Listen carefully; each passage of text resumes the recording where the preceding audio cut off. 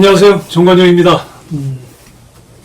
오늘 방송 주제는 대한민국 세판짜기입니다. 매주 월요일 대한민국 세판짜기 또는 국제정세 흐름 읽기 이렇게 번갈아가면서 제가 주제를 정해서 하고 있는데 오늘은 대한민국 세판짜기 해서 제목은 보시는 것처럼 진통하는 대한민국 새로운 나라로 가는 길입니다.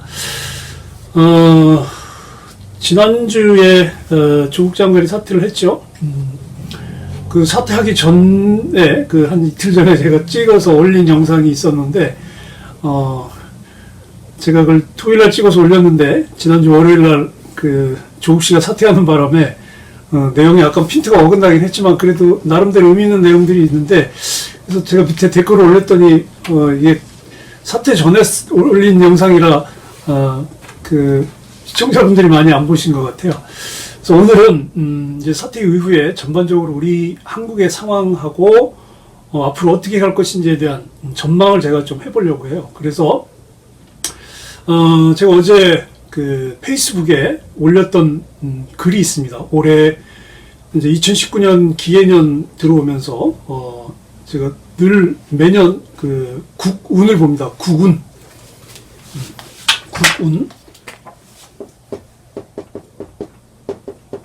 국운. 나라의 흐름이죠.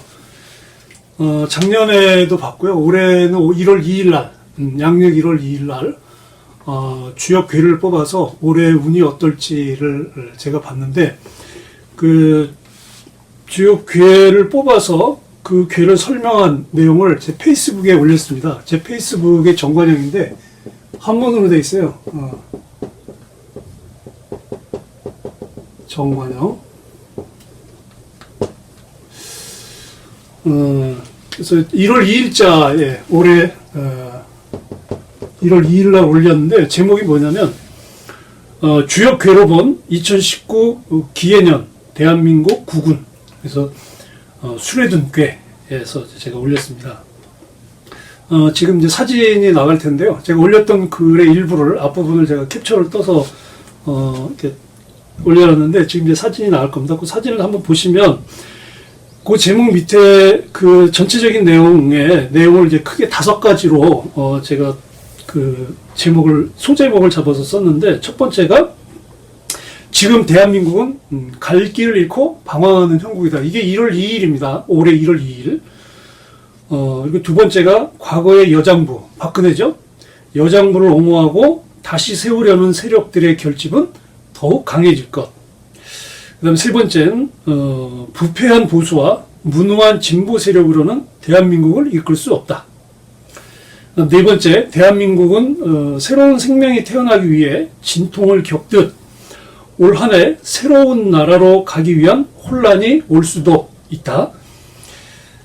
다섯 번째, 국민들은 진보 보수 그리고 좌우 이념 프레임에 갇힌 대한민국을 바꿀 새로운 지도자, 제가 여기서는 이제 주역에서는 제후로 나와 있어서 제후라고 그렇게 썼는데 새로운 지도자의 등장을 기대하고 그를 세우게 될 것이다 라는 제목으로 해서 제가 올렸습니다.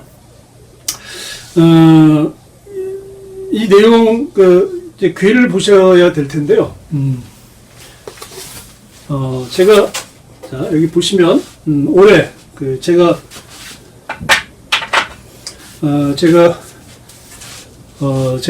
올해 카메라 잘 보시는지 모르겠는데요. 제가 올해 주역에서 뽑은 그 내용을 보면 천풍구괴가 뽑혀졌어요. 천풍구. 그래서 주역은 이제 64개로 돼 있죠. 천풍구는 주역의 44번째 괴인데요. 이 괴는 여기 이제 괴명이 이제 군대, 여기 이제 상괴라고 그래요. 이 상괴와 합괴가 이제 합괴가 합해져서 이제 6효가 이루어져서 하나의 이제 그 괴가 되는데요. 지금 이 상괴는 그 괴명이 건입니다. 건괴. 그러니까 건은 요건 이제 괴 상어로 보면 이제 하늘이거든요. 그래서 요게 하늘. 여기 있죠? 천. 그 다음에 요 합계는 괴명으로 하면은 이제 손괴예요, 손은 이제 바람입니다, 바람. 풍이죠. 그래서 천풍. 그래서 요 괴명이 구예요, 구. 요 구는, 만난다는 뜻인데요. 이게 구가 이제 만난다, 뭐 이제 그런 뜻인데, 구 보시면, 여기 보면 이제, 계집여변에 뒤후자로 돼 있죠. 그래서 이 천풍구의 의미를 보면 만난다는 만날 구자인데, 요거를 이제, 풀이에서 본다면, 뒤에서 여자를 또 만난다. 뭐 그런 의미로 볼 수 있어요. 그래서 이 천풍국계가, 처음에 나왔는데, 여기 보시는 것처럼, 여기 제일 아래에 있는 이제 초육 이제 6개죠. 1호, 2호, 3호, 4, 5, 6호가 있는데요. 지금 보신 것 보면 옆에 동이라고 써 있었습니다.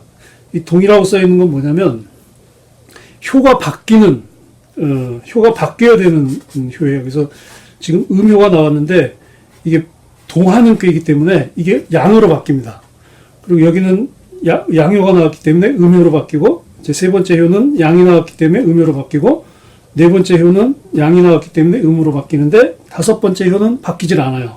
그대로 양효로 가고, 여섯 번째 효가 동하는 꾀라 음효로 바뀌었어요. 그래서 이 천풍국계가 수레등께로 바뀌었어요. 그러니까 올해 2019년 기해년에 제가 뽑은 꾀는 요 수레등께입니다. 수레등께.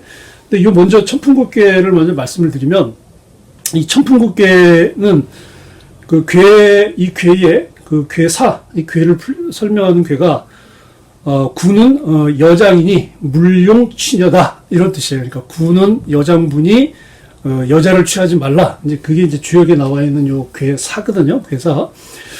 그래서 올해 이제 구군을 의미하는 꾀로 제가 뽑은 이 천풍구가 이렇게 효가 5개 효나 동해서 변해서 수레둔이 됐는데, 먼저 이 천풍구를 보면 이전에, 그러니까 어떻게 보면 이제 지나간 여장부, 그러니까 박근혜죠.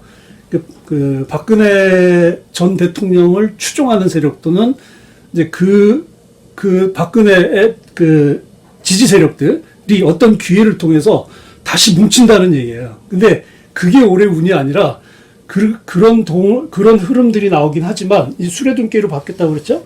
수레둔께로 바뀌어서 올해 운이 이제 이렇게 되는데, 요 수레둔은 위에 상효는, 물을 뜻합니다. 여기 순재, 이 감이라는 뜻이거든요. 물이라는 뜻이고, 이제 합계가, 이제, 우레를 뜻하는, 진께인데, 다시겠습니다. 진께가 되거든요. 그래서 우레를 의미해요. 그래서, 물 밑에 우레가 있다는 뜻이에요.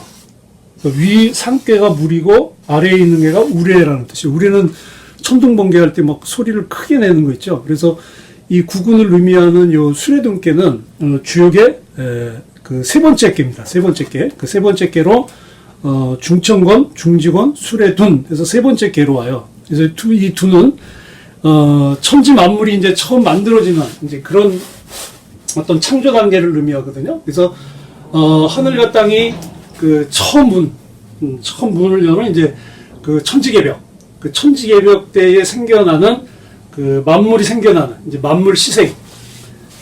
보면 이제 그 수레두께가 의미하는 건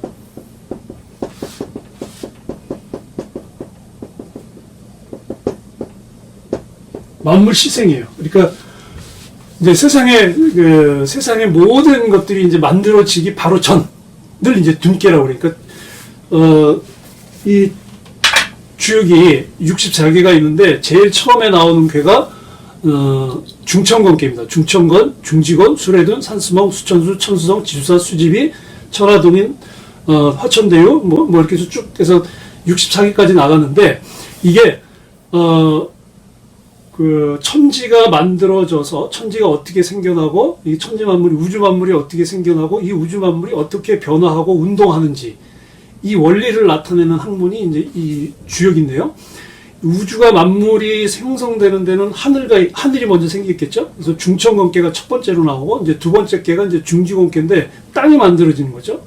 그리고 이제 하늘과 땅의 결합으로 해서 만물들이 생겨나는 그 단계가 바로 요 둔계입니다. 둔계. 그래서 이 둔계는 아까 말씀드린 것처럼 물 밑에 우레가 있는 거라서 그 물 속에 우레가 잠겨 있는 괴상이라서 이런 의미죠. 그러니까 모든 생명들은 물에서 태어나잖아요. 그렇죠? 우리 아기도 엄마 뱃속에 있을 때 엄마 뱃속에 물 속에 들어가 있잖아요. 그래서 이 물에서 태어나듯이 이 물 밑에 있는 우레가 이제 이 물을 뚫고 나오면 큰 소리를 치고 나오겠죠. 그래서 이 물 속에 잠겨 있는 우레, 그러니까 막 이제 세상으로 나오기 직전에 이제 그런 상태를 나오는 거예요. 그러니까 아기가 엄마 뱃속에서 세상에 태어나기 직전에 상황이 지금 요 둔계입니다. 그래서 이 둔계는 이제 어떤 새로운 생명의 탄생을 이야기하고 그리고 새로운 시작을 뜻하는 건데 그 전에 고통이 따른다는 의미를 나타내요. 이 둔계가. 그래서 이 둔계는 하늘과 땅의 이제 조화로 이제 새로운 기운을 얻고 그 기운으로 새로운 생명이 시작되는 어떤 그 시조로서의 새로운 출발하는 것이 이 둔계입니다.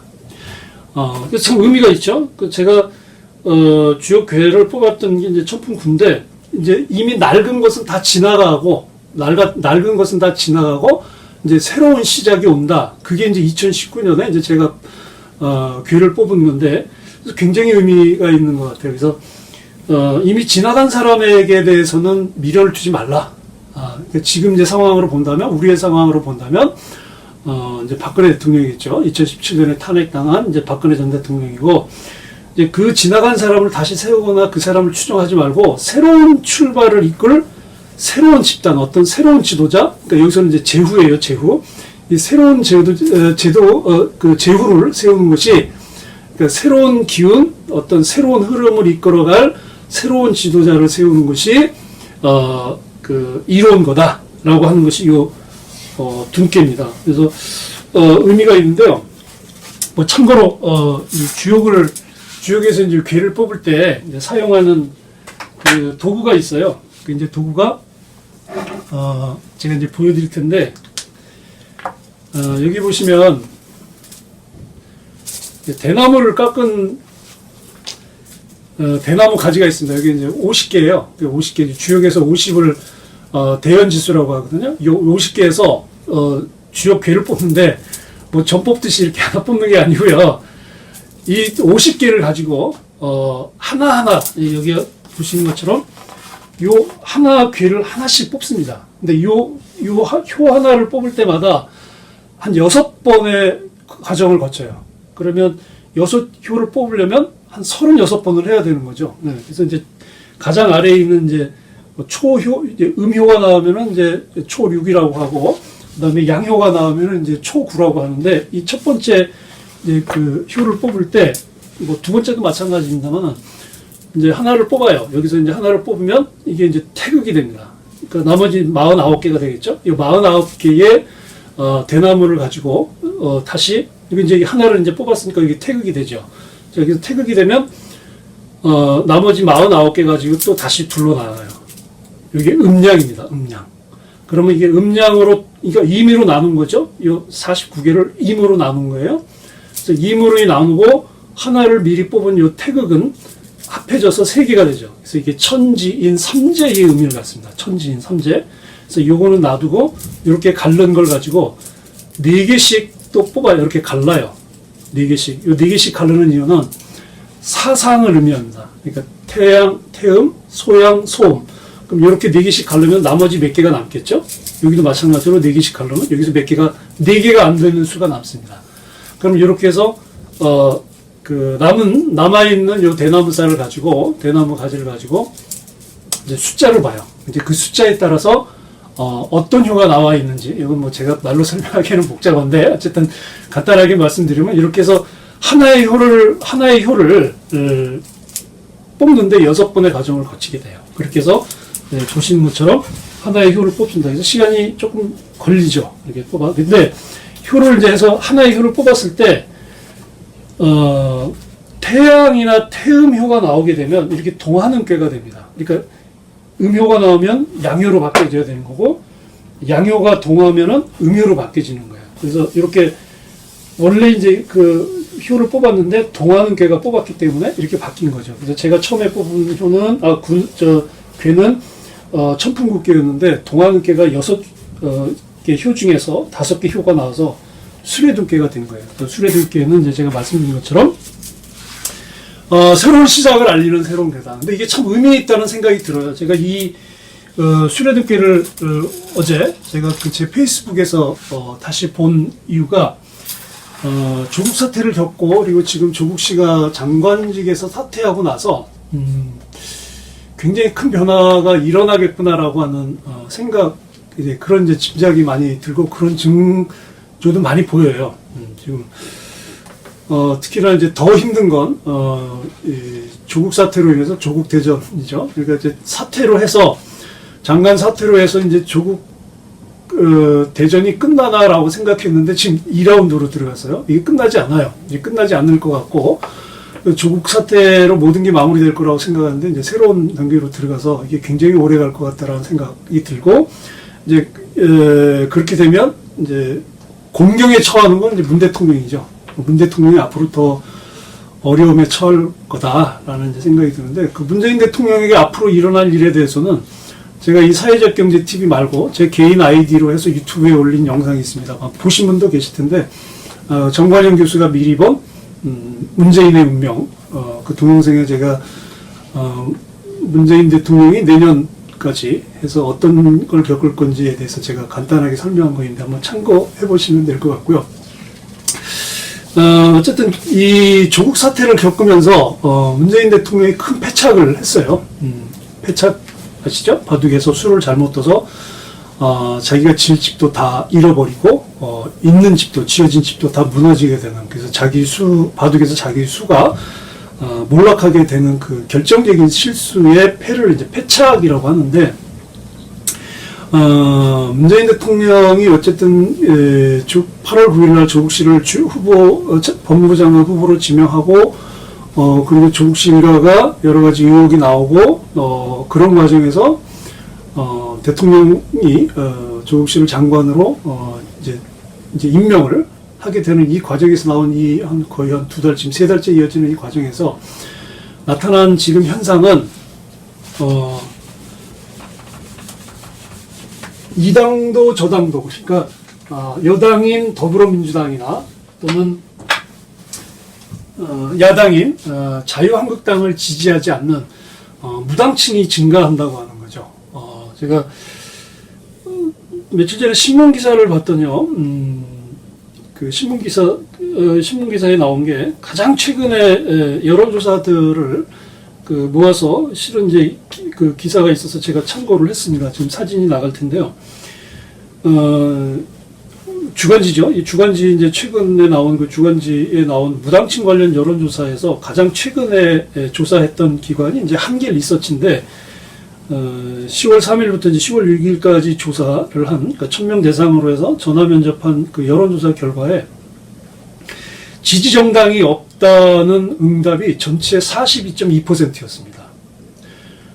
그리고 여기다 잘 모른다 뭐까지 하는 응답 그 4.3%까지 합하면 뭐 거의 뭐 46%, 46.5%에 이르게 되죠. 그래서 거의 절반에 가까운 응답자가 지지하는 정당이 없거나 뭐 잘 모르겠다, 뭐 이런 의사를 표시한 거죠. 그래서 이 한길 리서치의 그 여론조사가 굉장히 심상치 않은, 그래서 이 조사에서 또 보면 이제 여당인 더불어민주당을 지지하는 응답자가 이제 28%, 그다음에 자유한국당이 15%, 뭐 이제 이렇게 나와 있는데, 특징적인 게 지지하는 정당이 없다고 하는 그 세대별 구분에서 보면 19세에서 29세, 지금 20대죠. 에서 절반이 넘는 57%가 지지하는 정당이 없다는 거예요. 그래서 뭐 30대에서도 보면 30대에서도 지지 정당이 없다고 하는 비율이 47.6%였고요. 그래서 이 무당층이 상당히 많이 늘어나서 이 무당층의 특징을 보면 젊은 층이 굉장히 많은 거죠. 그래서 이 2달 넘게 이어진 이 조국 대전, 이 조국 정국을 보면서 20대, 30대 이 젊은 층들에서 이 젊은 세대들에서 이 정치에 대한 불신이 굉장히 깊어졌다는 것을 알 수 있습니다. 그래서 이 현상은 이제 이렇게 볼 수 있겠어요. 반민 한 그룹하고 그 다음에 비민 반한 이 두 어떤 정치적인 흐름이 지금 큰 어떤 무당층의 흐름을 이어가고 있는 거예요. 그러니까 더불어민주당은 반대하지만 그렇다고 자유한국당을 지지하는 게 아니라 자유한국당을 지지하지 않는 거예요.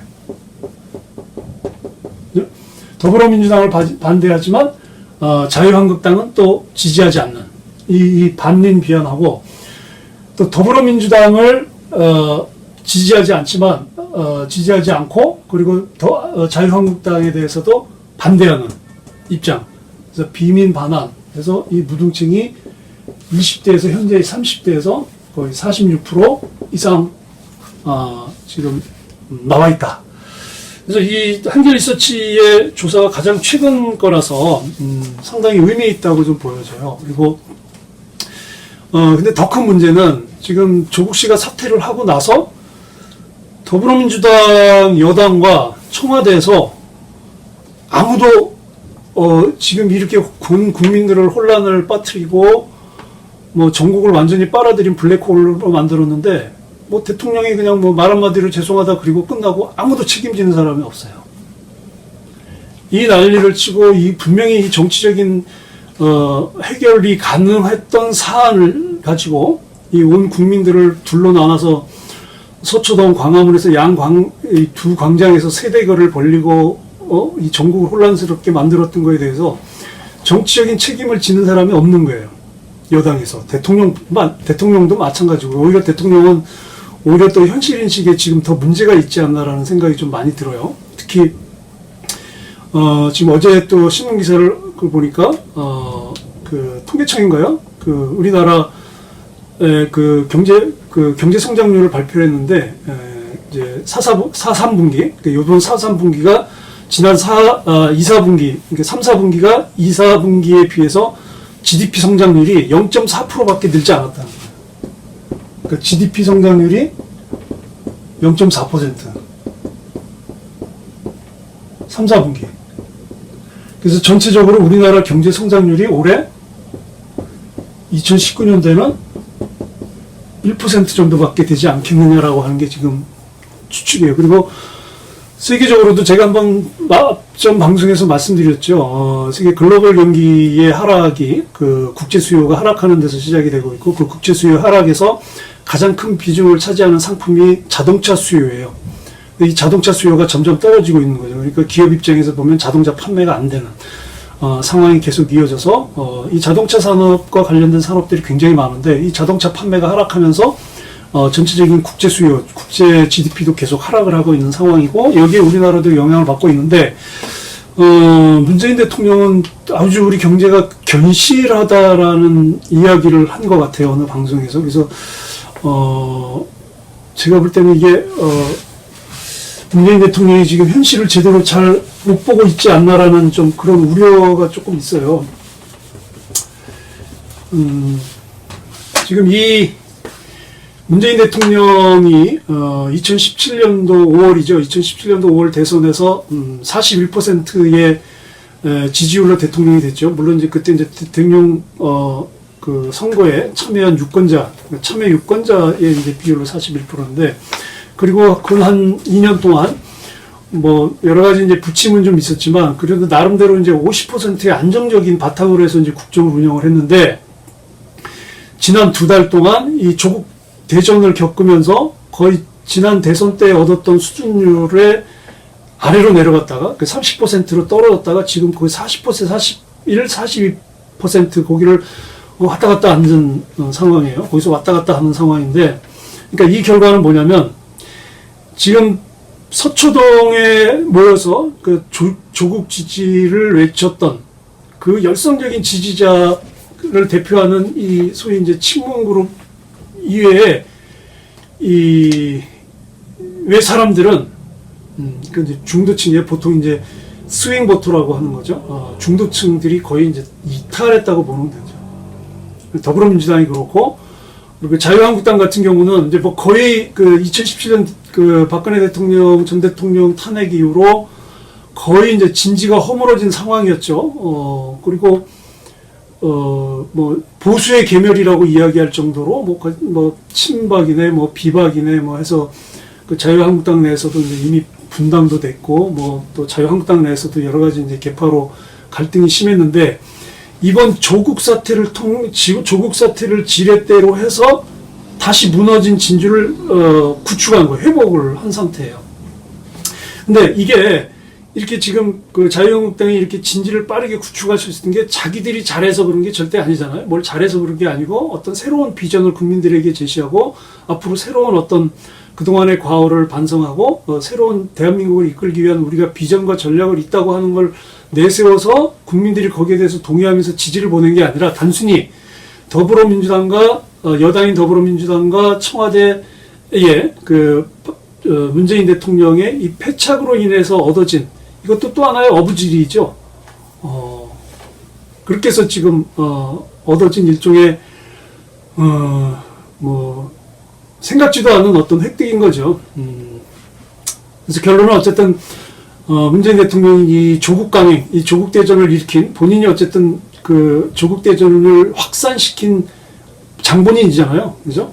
장본인이고, 그리고 조국과 검찰을 대립을 시킨 장본인이 이제 문재인 대통령이죠. 이게 이제 큰 패착인데, 이제 결국 그 결과가 대통령으로서의 어떤 지도력, 리더십을 상실한 거예요. 그리고 어떤 정권의 어떤 최고 권력자로서의 헤게모니도 지금 상실하는 이 상황을 스스로 만들어버린 거예요.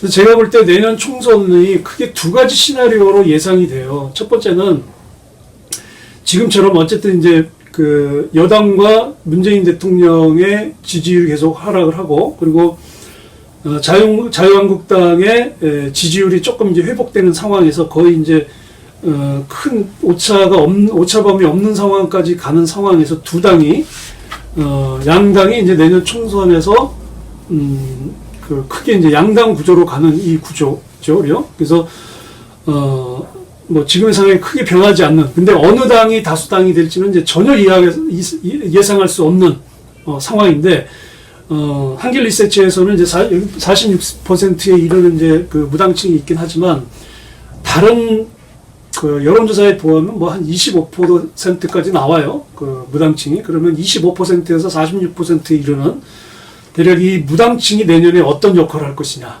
이제 여기에 이제 첫 번째 예상되는 상황이고, 두 번째는요. 이건 기사에도 나오질 않는데 완전히 전혀 새로운 세력이 나오는 상황. 그러니까 기존의 정치권에 없었던 전혀 새로운 정치 세력이 등장해서 이 중도층, 그러니까 무당층이죠. 무당층도 흡수하고 자유한국당 외곽에 있는 지지자들이나 또는 더불어민주당 외곽에 있는 지지자들을 흡수해서 거의 이 내년 총선 흐름을 총선 정세를 완전히 뒤집어 놓는 상황. 이게 이제 두 번째 제가 추론하는 건데, 이 두 번째 상황은 지금 전혀 전혀 흐름이 나오질 않죠. 지금 새로운 세력이 나올 수 있는 그런 흐름들은 전혀 보이지 않고, 지금 다수의 언론들도 첫 번째 상황, 그러니까 더불어민주당과 자유한국당의 그 양당 대결로 가고, 지금 소수 야당들이 그 사부도결을 하는 상황에서 치러지는 총선인데, 그러나 결과는 지난 2016년 때도 그랬고요. 16년 총선 때도 그랬는데, 뭐 총선 한 달 전까지 상황을 알 수 없는, 뭐 도저히 예상할 수 없는 상황으로 가지 않을까라는 생각이 들어요.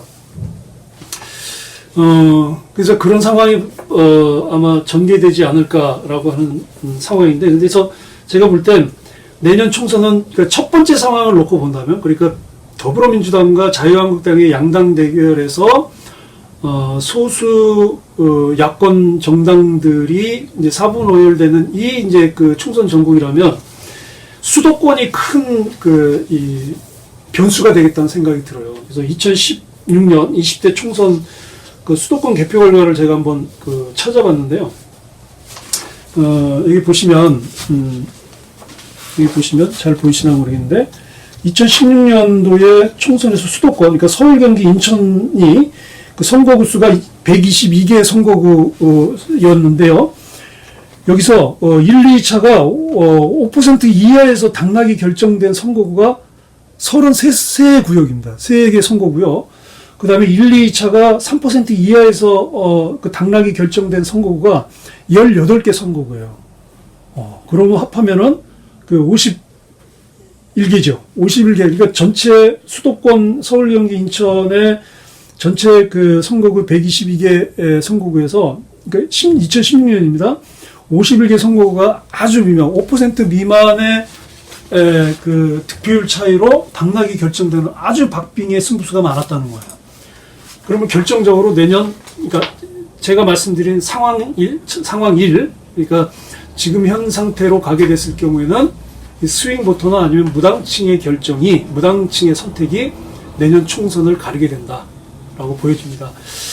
그래서 앞으로 큰 흐름을 이제 그렇게 해서 총선을 놓고 봤을 때 그런데, 총선 전까지 전국의 흐름을 제가 예상해 보면 민주당, 더불어민주당 같은 경우에는 2017년도에 그 문재인 정부가 출범을 하면서 뭐 여러 가지 개혁 공약을 내세우기도 했고 이제 개혁 정책을 끌고 가기도 했는데 추진을 하게 했는데 지금 다 실패했어요. 개혁 공약이 지금 그때 상황, 지금의 경제 상황이라든지 주변 상황과 맞지 않아서 실패한 것도 있지만 야당인 자유한국당이 계속 이 태클을 걸어서 추진하려고 했던 정책들이 이제 법제화가 안 되고 뭐 그래서 이제 발이 꽁꽁 묶여서 성과를 내지 못한 그런 지금 정책들도 있어요. 그래서 앞으로 문재인 정부는 어쨌든 성과를 내야 되기 때문에 이 남북관계, 한반도 평화 프로세스에 더 목을 매이지 않을까 싶어요. 지금도 얼마 전에 지금 그 북한의 김정은이 금강산에 있는 그 남측 시설, 남쪽에서 세운 시설을 이제 철거하기 위해서 오라고 지금 그 통지문을 보냈잖아요. 그래서 지금 앞으로 남북 관계는 점점 더 꽁꽁 얼어져 가요. 그런데 여전히 그래도 문재인 정부는 여전히 그래도 기대를 가지고 더 매달리는데 아마 이 매달리는 이유가 다른 개혁 정책들이 거의 다 실패했기 때문에 소득주도 정책도 그렇고 뭔가 성과를 낼 수 있는 거 그래도 한반도 평화 프로세스다, 남북 관계다라고 생각을 해서 근데 제가 이것도 나중에 한번 말씀을 드리려고 하는데. 이미 이렇게 되는 데 있어서 북한의 불신이 가장 크거든요. 북한이 남쪽 정부에 대한 불신이 있는데 그럴 수밖에 없어요. 제가 그 과정을 알고 있는데 남쪽 정부가 북한에 대해서 북한이 남쪽 정부를 볼 때 정말 못 믿겠다라고 하는 행동을 했어요. 특히 통일부가. 지금 개성공단이라든지 금강산 관광 같은 경우는 유엔의 대북 제재에 전혀 해당되지 않기 때문에 남쪽 정부의 의지만 있었으면 충분히 할 수 있었던 사업들이에요. 그리고 개성의 남북 공동연락사무소까지 세웠어요. 그런데 남쪽에서 추진 안 했어요. 제가 작년에 9월 18일 날 문 대통령이 북한 갈 때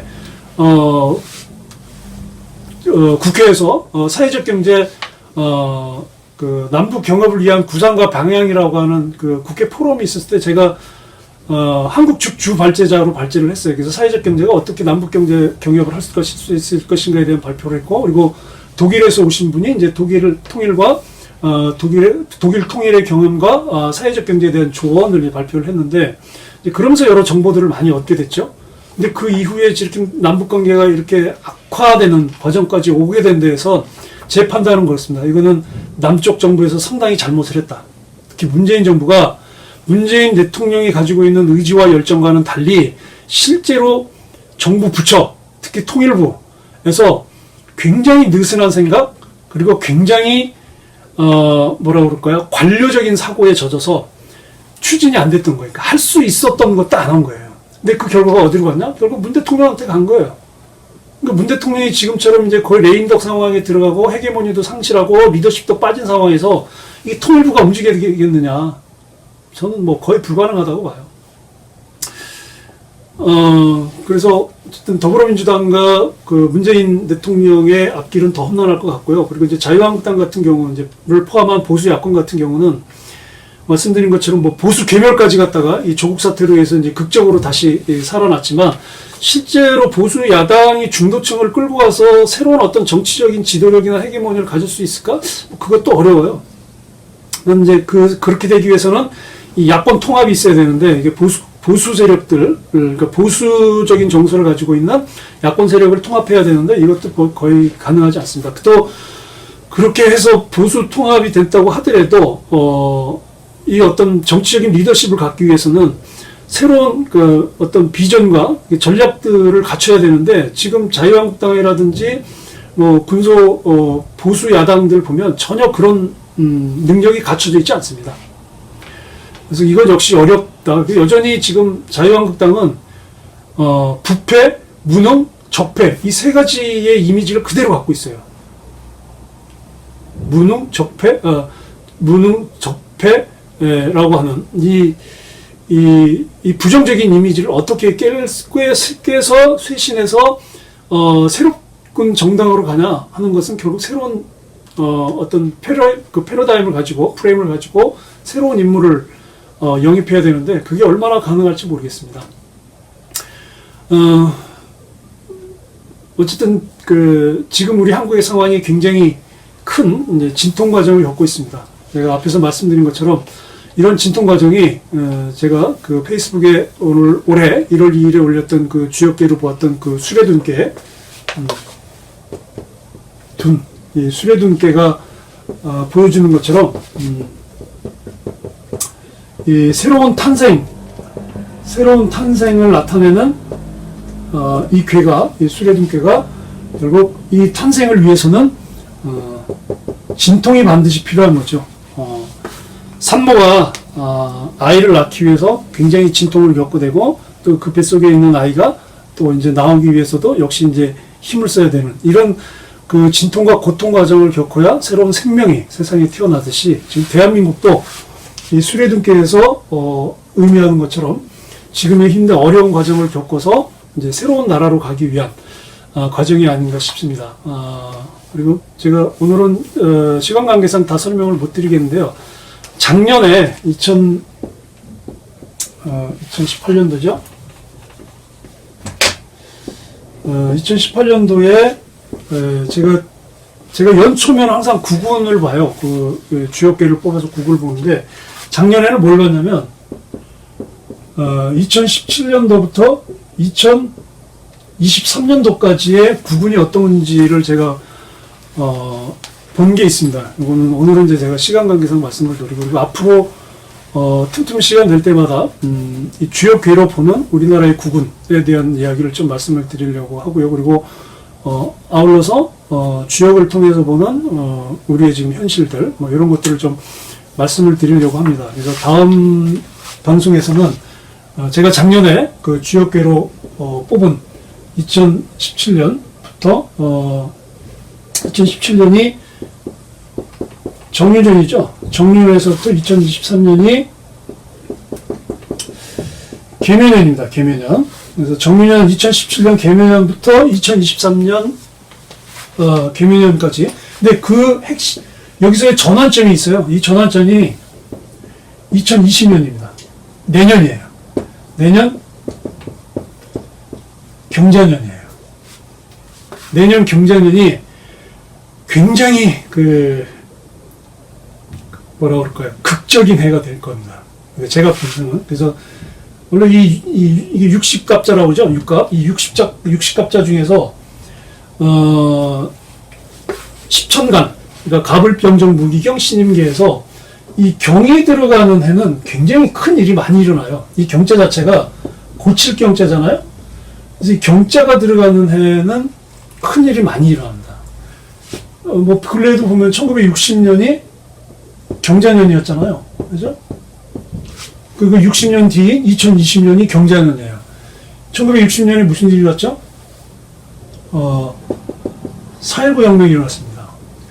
그리고 그 이전에 60년 전 1900년 1910년에 실질적으로 한일 병합이 되게 했지만 그러니까 일본이 공식적으로 조선을 지배하는 공식적인 절차를 하게 된 것이 한일 병합이 이제 1910년이긴 하지만 사실상 일본이 조선을 본격적으로 지배하기 시작한 거는 1900년입니다. 왜냐면 1899년에 미국이 부설했던 철도 부설, 미국이 가지고 있던 철도 부설권을 실제로 일본이 받아들인 게, 일본이 이제 미국으로부터 받은 게 1899년이에요.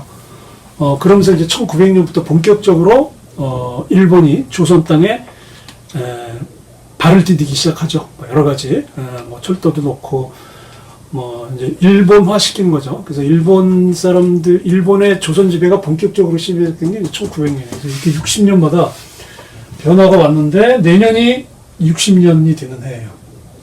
4.19 혁명이 일어나고 60년 되고 또 경자년이에요. 그래서 내년에 엄청난 격변이 일어날 것이다 라고 하는 것을 작년 1월에 제가 2017년부터 2023년까지의 구군에 대한 내용이 있습니다. 이거는 제가 다음 시간에 말씀을 드리기로 하고 오늘은 여기까지 방송하겠습니다. 감사합니다.